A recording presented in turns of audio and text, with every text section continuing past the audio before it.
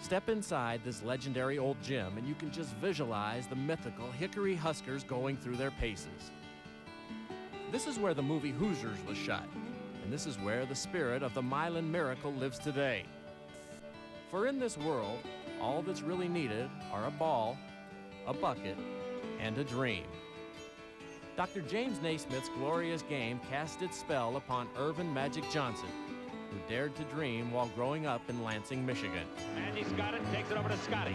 Scotty in low to Kareem, swing left, shoot right, a 15-footer in and out, no, rebound is off,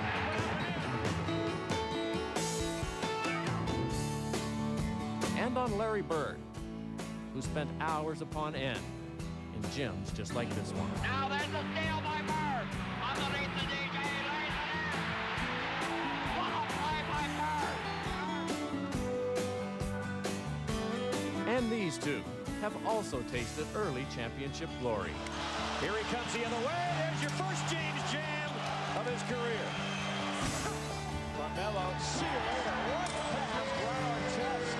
Miller up and ahead to Anderson. Carmelo comes in and puts it through. Now the past and the future meet in the present to have a conversation.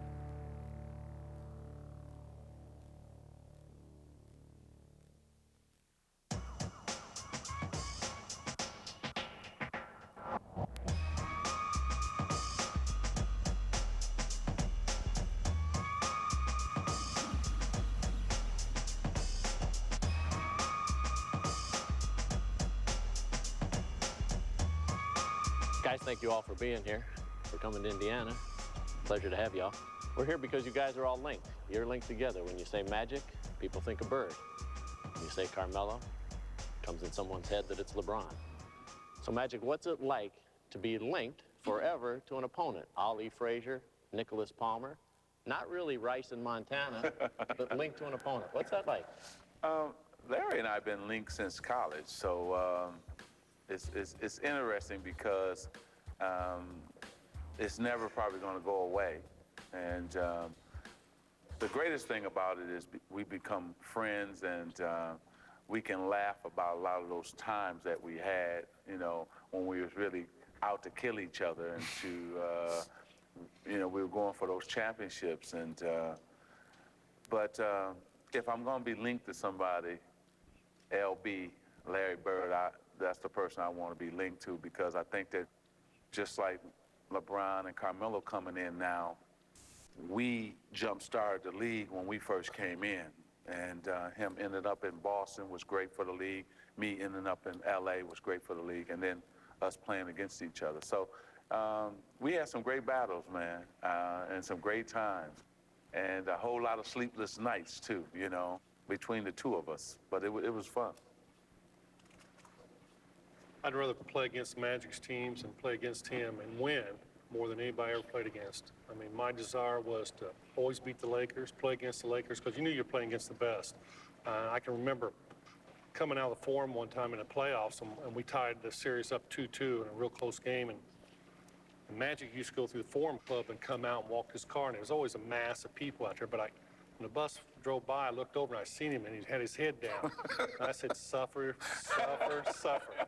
LeBron, what's the effect been on you so far? It's a relatively new relationship, but what's the effect of being linked with someone? I think it's good, you know, just like Magic said about, you know, Mr. Bird. You know, you go out every night and you play against some of the best competition, but when I go against him, you know, it's kind of a whole different mindset, you know, because we link together. I can remember when I played in Colorado Springs, I was a high school junior, and he was a high school senior.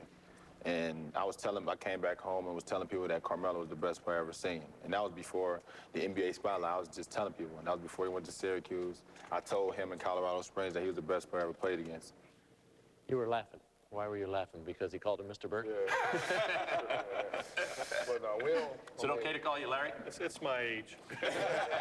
And by the way, Magic, are you Buck today? Are you Irvin? Are you Junior? Or are you Magic? What do we call you? I'm Mr. Johnson. Mr. Johnson. No, I'm Magic. You know, we're all friends, so what comes out of their mouth is cool with me. What do you guys make of the comparison? Because you're brand new into the league, and Bird and Magic go together, and now LeBron and Carmelo. Is it something that you embrace, or are you uncomfortable with it? The rivalry got so They got so big throughout the year this year. Since they play on the East Coast, we're on the West Coast. They'll play. And people, my teammates have been in the training room watching the game.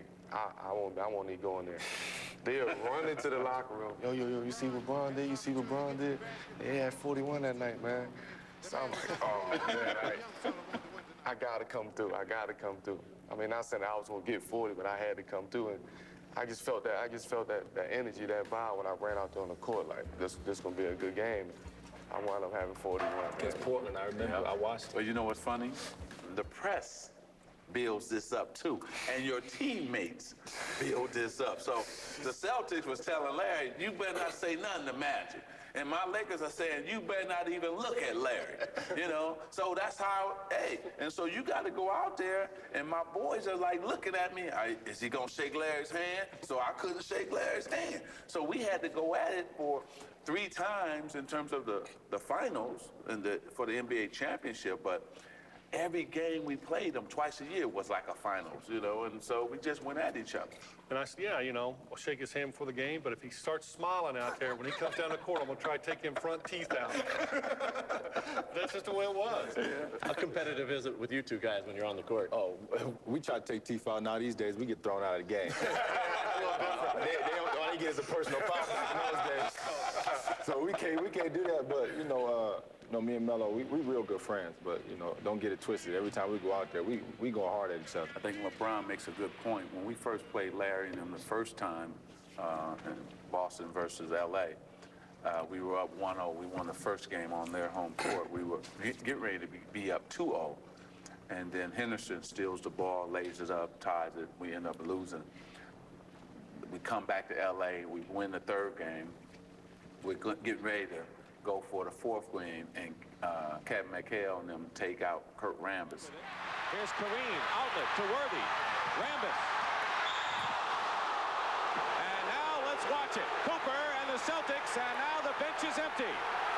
And so, on a layup. You've seen that tape a few times, haven't you? So he takes him out. He faked it. Okay, yeah, right. But he fouled, hard foul. We learned from that loss that we weren't mentally tough enough to beat the Celtics yet.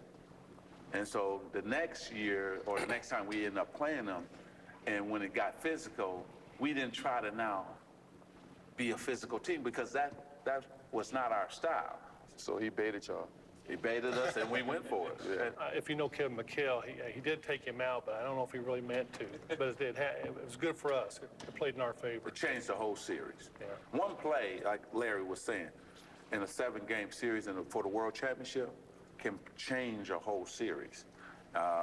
One possession, it can just change the momentum of the series, and that's what happened. It just changed the momentum of the series, and it swung them back to them. Do you think often of your first meeting? It's been 25 years. That's hard to believe. Does that loss still sting? Oh, yeah, no question. 33-0, and then you lose the game. You win that game. It's your first meeting against Larry Bird and Indiana State. What do you remember that? Well, we knew we had to double and triple team him to make sure that we won the game. I mean, I'm not going to sit here and lie. You know, the truth is the truth. If you don't control Larry, we knew we couldn't stop him, but we just tried to control him. What it came down to is 2 stars beat 1 star. Larry Bird, myself, I had Greg Kelso with me, and that helped us to end up beating Indiana State. Larry, you won 3 championships. You won a gold medal. It's kind of interesting. Why does that game still bother you?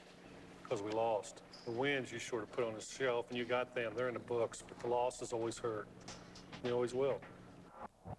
And people don't realize the 1979 NBA game with the Boston Celtics was tape delayed. And I remember calling Irvin's dad and congratulating him on Irvin being MVP and winning it. And he didn't know about it because he was watching it on TV, and I was listening to it. And that's how much of an impact that I think Bird and Irvin have brought to NBA basketball.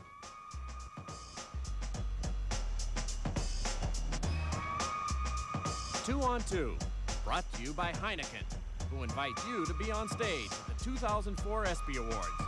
Check out the Heineken Handoff at espn.com/contests.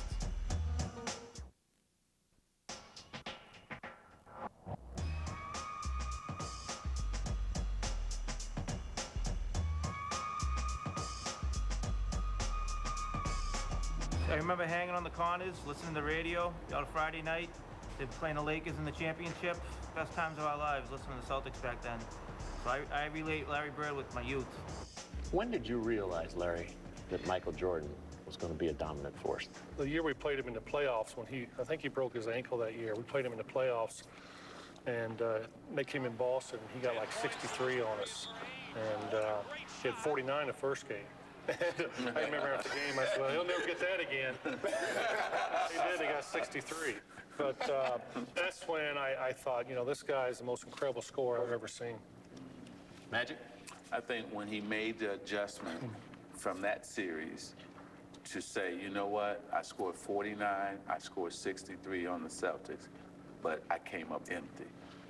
And he made the adjustment to make the other guys on his team better, and he made them accountable. That's when he won the 6 championships. That's when he became the greatest player. He trusted his teammates. Yeah, he trusted his teammates, but until that point, he didn't.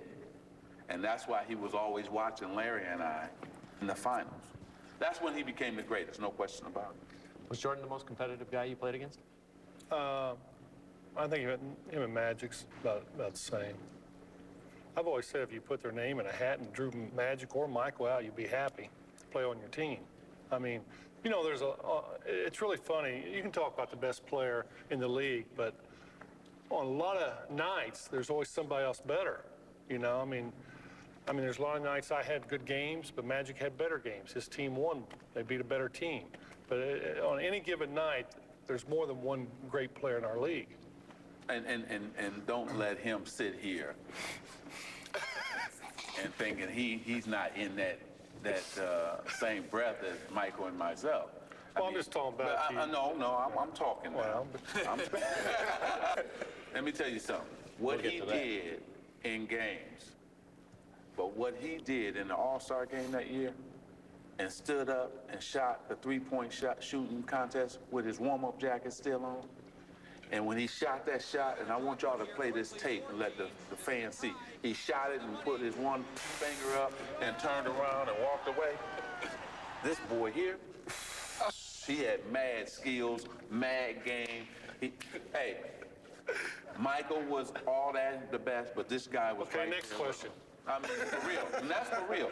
And I tell kids that all the time. I said, Michael Jordan, no question. But also, you better get to know Larry Bird, get some of them tapes, because he had it all. You know, the one thing that always bothered me when I was playing in the NBA was I really got irritated when they put a white guy on me. And I still don't understand why. Why? I mean, when a white guy come out, I always ask him, I said, well, you got a problem with your coach and your coach into it? He goes, why? I said, he had a white guy come out here and guard me. You got no chance. And I always, for some reason, that always bothered me when I was playing against another white guy. I guess I just thought, disrespect. That's what it was. Did you consider yourself black in terms of a basketball player? As far as playing, his game. I mean, I didn't care who guarded me, red, yellow, white, black. I just didn't want a white guy guarding me because it's like disrespect. It's disrespect to my game. His game. Can't check him. Yeah, his game.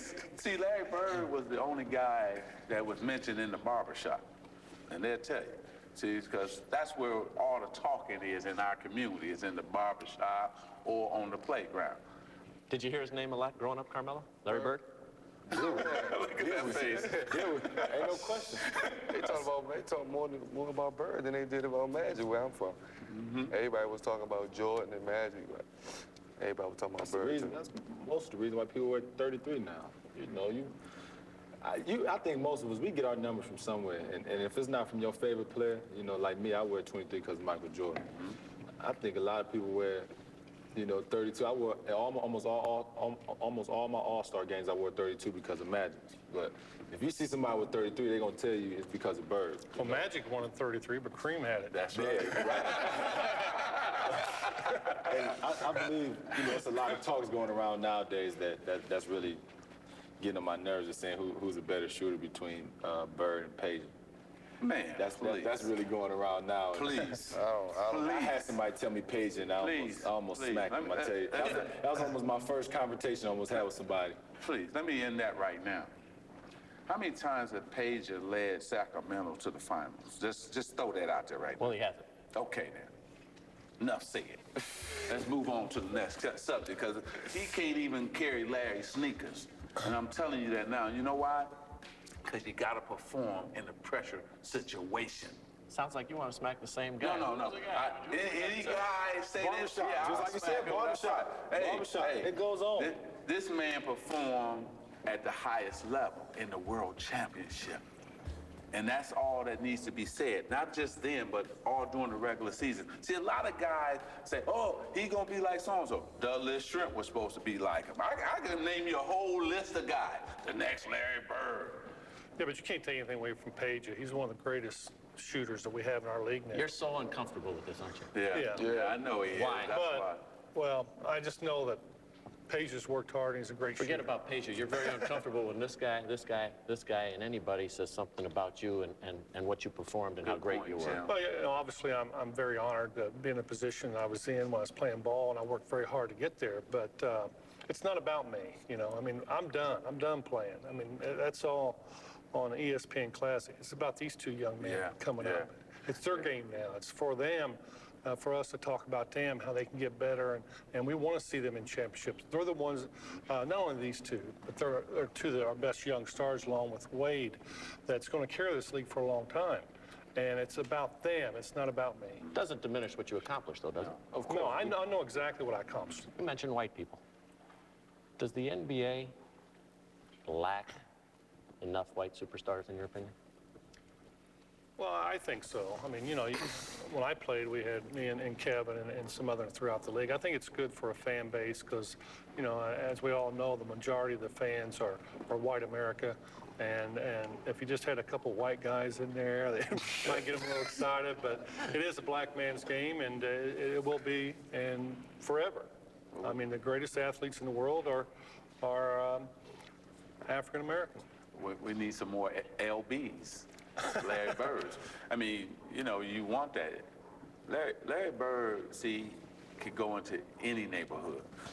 When you say Larry Bird, black people know who he is, Hispanics, whites, and they give him the respect.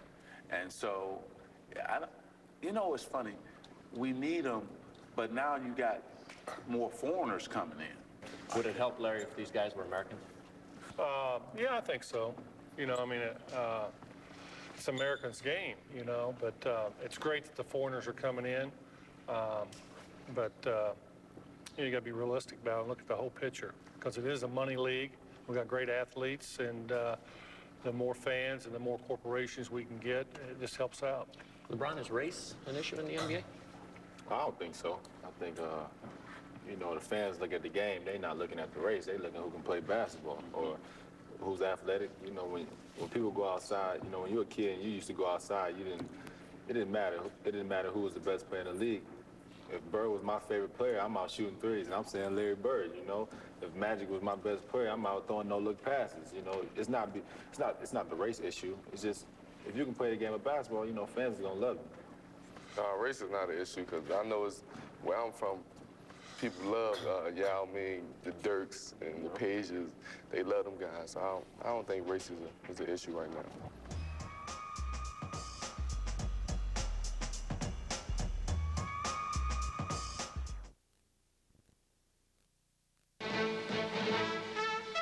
From ABC, this is World News Tonight with Peter Jennings.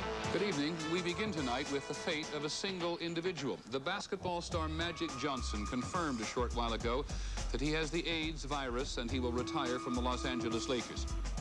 Larry, what was your reaction back in 1991 when you heard that Magic was retiring because of HIV? It's the toughest thing I ever had to deal with other than when my parents died. It was tough. It was a sad, sad day. Do you remember where you were? Yeah, I know exactly where I'm at. Where were you? What went through you? I was just getting ready to take my nap, and I got a call from Lon Rosen, which handled a lot of Magic stuff at the time, and told me the news. And I had a game that night. It was tough. And your first conversation between the two of you was? I called him later on that day. What was that like? What went on? I don't remember. Did you cry? Yeah, I did. At the At the time, time, you didn't know what was going to happen. Exactly. it seemed to be a death sentence, didn't it? I really didn't know, but I just never heard good things about it. It was tough, and it was tough playing in that game that night. Magic? That day. That day was tough. It was tough because, you know, you sit here, had to tell a friend that, you know, you had HIV and not knowing if you were going to be around, not educated. I was not educated enough to know what was going to happen. And so it was tough all the way around. But I got great strength from Larry. I needed to hear his voice. I needed to talk to him. And I think that made me go on and, you know, do the things that I was supposed to do, take my medicine, work out, keep a positive attitude. So I owe a lot to the NBA and all the players, because all the players, man, called me, supported me. But the first call I had to make was to Larry. Did you think you'd be alive 13 years later? I was always had a positive attitude. I never thought that I would die. And I've always lived that way. And your health now is what? The health is unbelievable. But, you know, I got to thank Cookie. My wife has been incredible, and my three kids have been just fantastic, EJ, Lisa, and Andre. So I think that support system has been there for me. My parents have supported me with all my sisters and brothers. So I think that has been important in this too as well. So, and Cookie has really been a pillar of strength, man. She's just been the greatest. LeBron, the awareness of HIV and what Magic went through, how has that impacted you as you traveled through the NBA? It was always, it's impacted me a lot. You know, as I told you before, I wasn't old enough to really understand what was going on when he made that announcement. I think I was maybe 6 years old, and I'm wondering, okay, it's just another incident. He's up at the podium like he always is, and you know, I had people just really explain to me, you know, what the situation was about, that he maybe couldn't play the game of basketball no more, and that was a big concern for me, because, you know, you take Magic out of the NBA, you know, it's kind of tough to, you know, even watch the games anymore, and, you know, but, you know, it's a situation where you can always learn from. You know, for me, I was at a young age, just 6 years old. I just learned from the experience. Like he said, I didn't really know or understand what was really going on. I just heard that he was retiring, and then, I mean, somebody had broke it down to me. I mean, you seen the whole NBA change once he retired. When he went out the league, the NBA went down. I mean, just from the simple fact that he was a competitor, he was a leader, and he was an influence, not only for kids growing up watching, but for people in the NBA that was playing at his time, he was influencing. How grateful are you? I know it's probably tough to discuss on camera, but it's just how grateful are you that you can still get together and he's still here? It's beautiful. I mean, Magic's full of life. He loves life. He has a lot of fun with it. He's very active, and take something away from a man like Magic Johnson, that'd be tough. But I like to have been there when he had to go tell Cookie. That's what I always tell him, right? I said, and when I'm speaking, I said, the toughest thing I thought I had to do was to play against Michael Jordan and Larry Bird. But actually, the toughest thing I had to do was to drive home and tell Cookie about HIV. So, you know what's great is that last night, I went to dinner with Larry and Coach Carlisle, and we had a wonderful time. And if I was not here, I would miss that. I would have missed two of the greatest young stars that ever come into our league and impact our league, because they have impacted our league like no two other rookies have ever done, because they brought fans in already.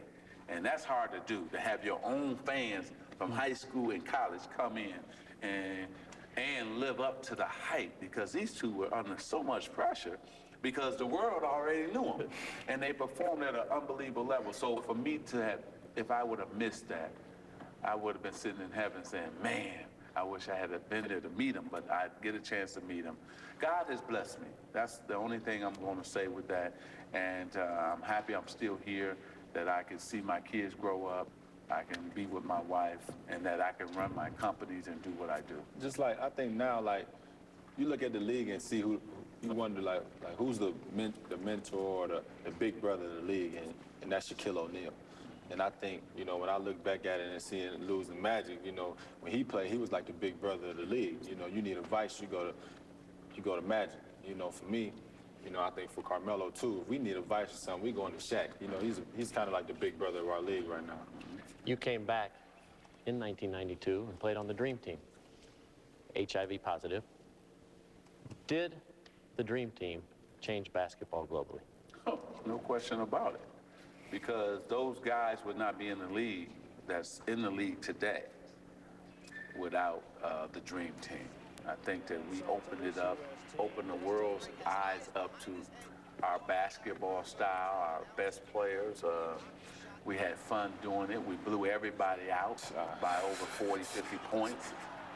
Because we came in there to win and to also put on a show for the world, and we did that. What was that experience like for you, Larry? Well, it was tough for me because I was going through a lot of back problems at the time. But once we got over there and got playing some of the games, it was a great experience. One of the greatest experiences you'd ever had playing for your country, and to playing with a great group of guys that had one goal in common. It's just to move the basketball, play together, and win, and get out of there. And that's what we did. That basketball has changed a lot because now, like Dave was saying, everybody wanted to play together with the Dream Team. When the Dream Team was there, everybody wanted to be there. Now, you can't get everybody the best basketball players in the NBA right now to just come together and just say, hey, we're gonna go overseas and play and compete for our country. Oh, I'm excited. I think it's gonna be a great experience. And just to hop on what Carmelo said, you know, he feel that way. Everybody want to get off the team. I hope they decide to put my man on the team soon. Yeah. So, but you know, I just think, you know, it's gonna be a great experience. I know you're young, and I want you to do this. Pick up the phone. Pick up the phone. Call the guys that you want to play with. Call them up personally. That's what I did. I made him play. He wasn't gonna play. I was calling him. Michael Jordan wasn't gonna play. I was calling him, bugging him. You guys got to play. Come on. And they all came aboard. So pick up the phone. If you want Shaq, pick up the phone and call him and put pressure on him. And also talk to David Stern. If you want to come, talk to him about, you know, Carmelo. See, you're young in age, but you're one of the best players now. So you got to be aggressive. Magic told me, he called me up, and I said, I can't play. I said, you know, I just can't play. My back's bad. He goes, you don't have to play. Come along for the ride. That's what you did. I did. You know, sometimes you get great basketball players together, and they don't really get along with each other. But him and Larry Bird, you know, on the court, they was taking care of business. Off the court, you know, they was friends and has been friends, and I think that's great. I think all, you know, young people should show that kind of friendship so the other young people will have someone to look up to.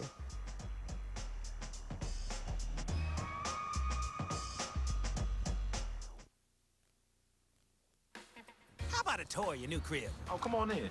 This is my bedroom? Right. King-size waterbed. Game room. Plasma screen, blah, blah, blah. This is the kitchen. That's a 90-footer. Ow! That is amazing. Oh, my. Did you get that? Hey, Carmelo, your thoughts on the Shack? Well, I'm kind of new, but the Shack is the best. I am not Michael Jordan. I am Carmelo Anthony, his student. Was basketball a love and something that was fun, or was it a business? No, it's a love.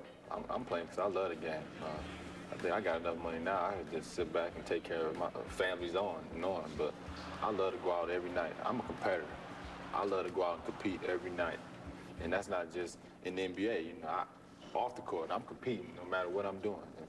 It's a love to me. Larry? It's love.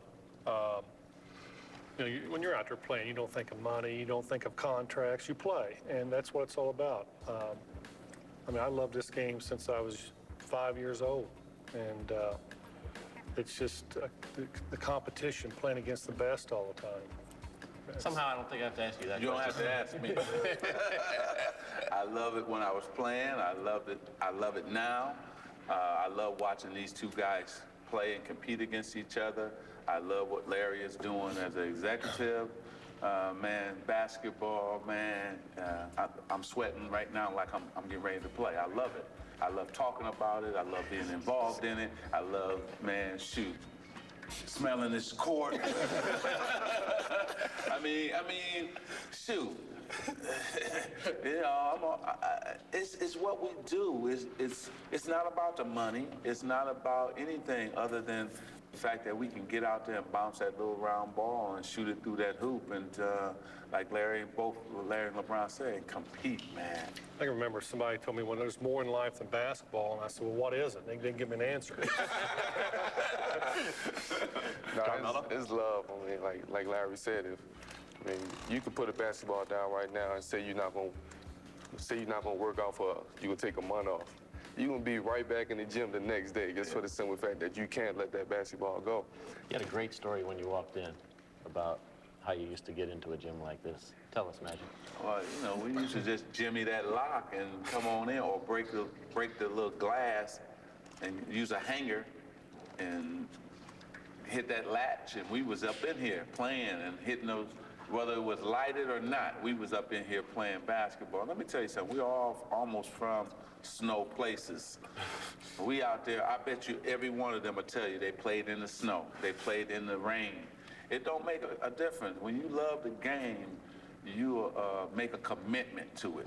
What people got to realize, when we growing up, we couldn't get into a gym. You know, now we can because we got first name basis. Magic, Bird, Carmelo, and LeBron, they know us by first name basis. But when we was growing up, you either had a hoop on your back porch, or on your back driveway, or you had to go find a court. I had a crate. Tell us about the crate. You just get milk. It's like a milk crate, and you cut the bottom of the crate out and just hang it up on a piece of wood. Just hang it up. Yeah, pause that. And just saying that. And what was the ball? It was a regular basketball. The basketball fits right in there. You know, when I was little, we had coffee cans and a rubber ball. And I still couldn't dunk on that thing. Still too high. But I could shoot it in there. But we always had the rubber ball and the coffee cans, and we tack them up on the door facings out on our porch. And we had a little full court there. And you could get to where you could really shoot it in there, believe it or not. Who's your boss? Me. Your coach? Is it the shoe company? In the off season or right Just now? period. Who's your boss? I know who mine is. I got a lot of them, but I basically know who it is. I feel like I'm my boss. You know, I think I made the right decisions.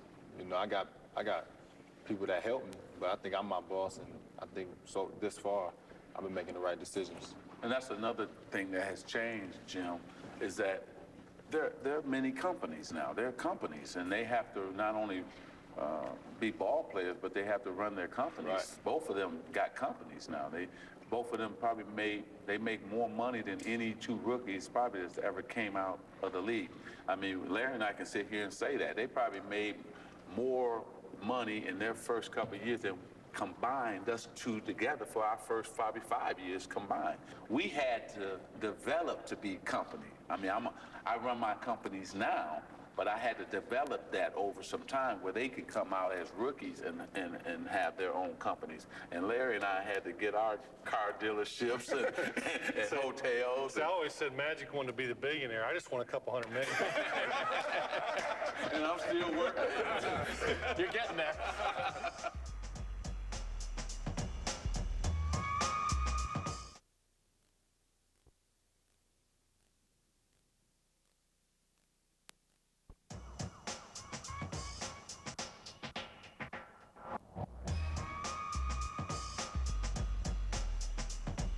We were in one hell of a game. And I remember the score was 63-63. And the clock was tick, tick, ticking. Keith Jennifer made the deep penetration and kicked it out to Carmelo in the corner about 15 feet. And he shot it like, you know, like he was born to shoot that 15-footer under pressure. And when that shot dropped, the gym erupted. The gym erupted. Carmelo, you're a big success already. You won a championship at Syracuse University in college. You've done well here in the pros. You're making a tremendous amount of money. How will you measure success going forward? A ring. I mean, a world championship ring.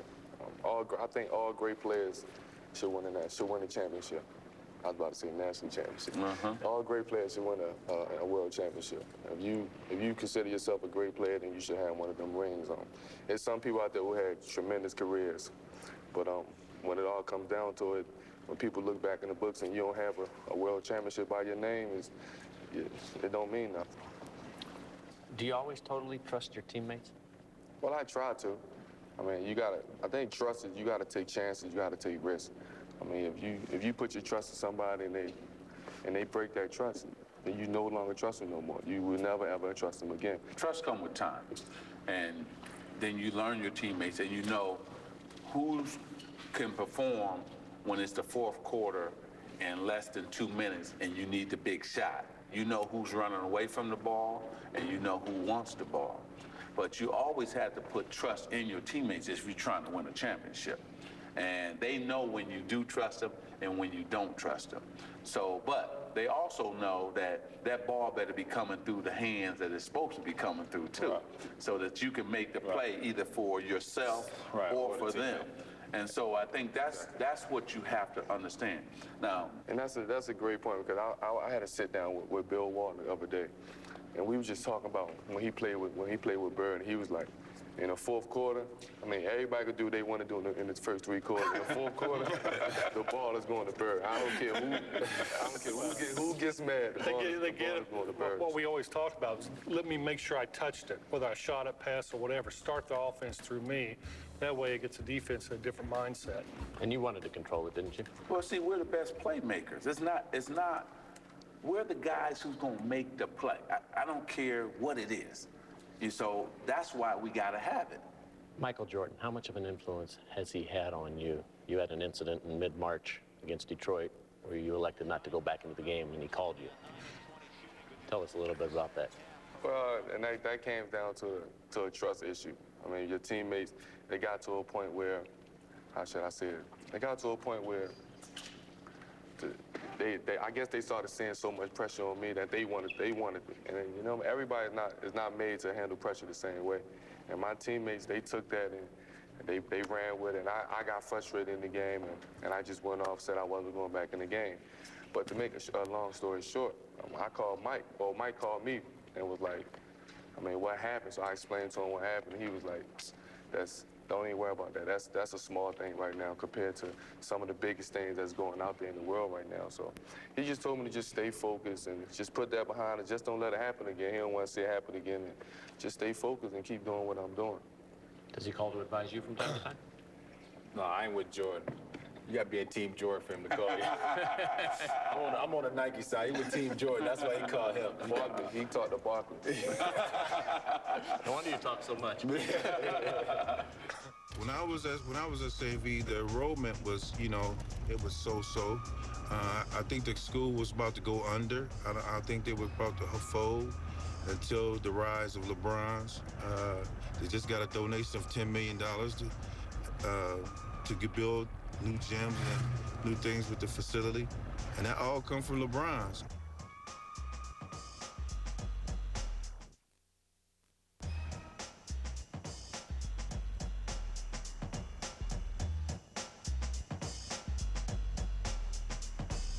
You won the Rookie of the Year, but you made the playoffs. You won the Rookie of the Year, but you won the championship that year. Who had it better this year, LeBron? I think he did. I would love to. I'd change that trophy for a playoff race anytime. For me, I'd have loved to play more games and, just going out competing. The playoffs is a whole different atmosphere. And I went to his game, his first ever playoff game in Denver to show my support, and you could just see the atmosphere. It's a totally different atmosphere than the regular season. I'm sitting 75 rows up, and I can see it's a whole different atmosphere. So I'd love to change it, change my Rookie of the Year for a playoff. The whole game just changed in the playoffs. The whole game just changed. I mean, everybody, you get scout reports about that thick on everybody. But it's a great feeling. Larry, were you jealous watching Magic take that trophy home for the second straight year, even though you'd won the Rookie of the Year? No, I was thrilled to death for him in the finals, especially when Kareem was out. He took over the game like that. It made me proud because I competed against Magic. I knew he was going to be grouped together for the rest of our lives at that time. And I just wanted an opportunity to play against him in the finals, but I was thrilled for him. I mean, I really was. He had an incredible game for a rookie, a kid 19, 20 years old. It was in the finals, come on. He was Afro. You know, you get put in positions sometime and you got to deliver. And all of us are leaders of our team. And the reason we're leaders is because we know what our team needs to do at that particular time, at that particular game. We know what we have to do. Larry knows when he has to score 40 or when he has to just score 20 and get 20 assists. He knows that going into a game. I knew that I had to score a lot of points if we were going to have a chance to win. And so I took it upon myself to go out and do that. You mentioned the word leader. Is that something you're born with, Larry, or is that a trait you acquire? I think you're born with most of it, but you can learn to be a leader. But a lot of people lead in different ways. A lot of them are vocal, a lot of them are silent. I try to lead on the court, you know, by example, practicing on the court. But I know Magic's more vocal, more outgoing. But there's all kinds of different leaders, but I think you're born with most of it. See, Jim, we all have to be the first one at practice. We have to be the last one to leave. We have to be making sure that we're performing at a high level to then gain the respect of the guys. See, you can't lead just by doing lip service. You got to be out there producing. Right. And if you're producing, then whatever you say, I don't care how old you are, and I don't care if you're a rookie or not. They were producing. So when you produce, guys say, okay, what you want me to do, LeBron? But if he wasn't producing, forget LeBron. I don't care what he said. Carmelo, the same thing. Larry and I, the same thing. You have to produce, not just in the games, but in practice as well. And that's what Larry was making a point of. When you look at the game today, as compared to when you played, what's the major difference that you see, Magic? Well, I think the players can run faster, jump higher, and they're basically stronger. I mean, I see these two bodies. I didn't have a body like either one of them until I got almost 35, you know, that big and strong. Now, both of these young men are so strong, and also they can jump, shoot, run. And so I think that the difference, the game is played above the rim more today. And when we played, I think that they're an exception to the rule. They're very smart, but I don't think the majority of the players is as smart as we were. Well, no question, they're more athletic now. We had jumpers, just not as many. Yeah. What we had was probably better shooters, better percentage shooters, guys that could hit the mid-range shot. That's one thing our league's lacking right now. Why do you think the shooting's bad? What do you attribute it to? Just fundamentals, you know, not spending time doing it. It's, and I know the defense is better now, I mean, because they're bigger, they're stronger, they're quicker, but that has a lot to do with it. Has video games had an impact? Well, my son, it has. He used to be a pretty good shooter until he got his Nintendo. But I don't know. I just don't think the kids spend as much time as a lot of them don't spend as much time as we used to. I mean, we didn't have anything to do other than just play basketball. See, we didn't have the ESPN games. We didn't have all of that when we were coming up. But I think that, too, these two have proven, though, that if you stay disciplined and still get into the gym and take care of your business, shoot your jumpers, work on your game, you can still play video games. You play about 3 hours a day of video games, don't you? But that's okay. Every day. But that's okay. Is it affecting your shooting? It's 24 hours in a day. 3 hours is not a lot. You know, I go out and I make sure I got to get in the gym every day. You know, I try to knock that out in the morning so I can have the rest of the day to myself. But, you know, I got a job to do. You know, I'm happy. I love to play the game of basketball, so I'm not going to let video game get in front of me. Basketball is so addictive. I don't care what you're doing. You could be saying you going to a party, you going out to eat, you want to play video games. But as soon as somebody say we going to the gym, you canceling all that. I mean, you can go right to the gym and start balling, regardless of if it's a girl waiting for you, if you're going to the club, if you're going to get something to eat, to the movies, you canceling all that to go play basketball. On your mind constantly? Yeah, basketball is, besides my mother, basketball is the only thing that's on my mind 24 hours a day, 7 days a week. 2-on-2. in a game, both in your primes. Who wins? What? Us You two and Larry against them two? against Carmelo and LeBron. We gonna win. Oh, they don't know enough. We gonna win. They don't know enough. And they too little for us. We gonna win, man. They too little. They too little. No, they too little. If it's half court, we beat it. That's right. Full court. They too fast, boy. I'm too fast. All right, LeBron, you're the only one that didn't answer. We gonna win. we gonna win. We gonna win. Well, you know, man, that's hard, man. But, you know, I gotta go with us. I can't say we ain't gonna win. You know, I'm going out. I'm a competitor, man. No matter who we go against. I don't think the game will ever be given. I don't think the game will ever end because we gonna compete. There you go, right we gonna there. compete. So the game is not gonna never end. It's gonna be going on for about a year. You know, us just playing. You know what? You could lock us in here and just give us what we need to eat.